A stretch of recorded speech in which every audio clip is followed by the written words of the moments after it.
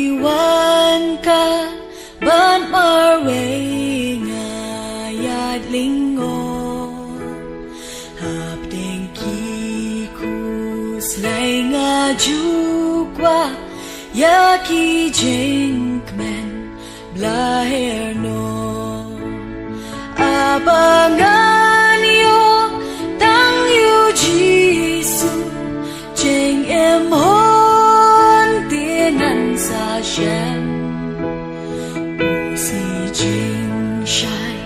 day tang mau bad u klur ka Bethlehem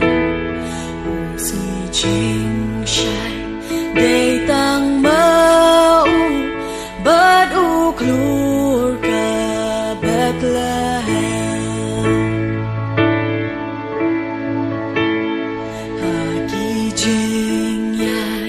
birthday sao dong đắp ca út ca giao ôm mai ba bê yêu tiêu ba buôn rong ya u sha ben ban nga bai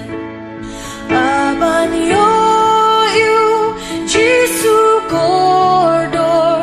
tang ya u marway nga mon long tiêu li ka ben thor bat tiêu kulap ka sharon long tiêu li ka ben thor bat tiêu kulap ka sharon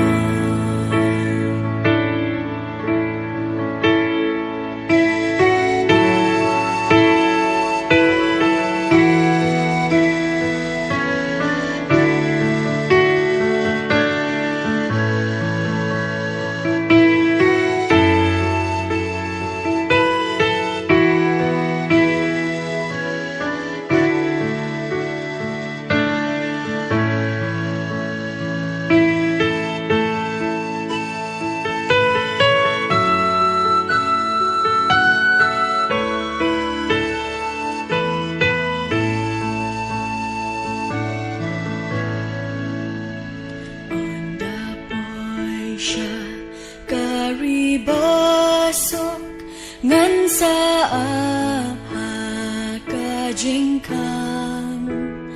ladan pasyo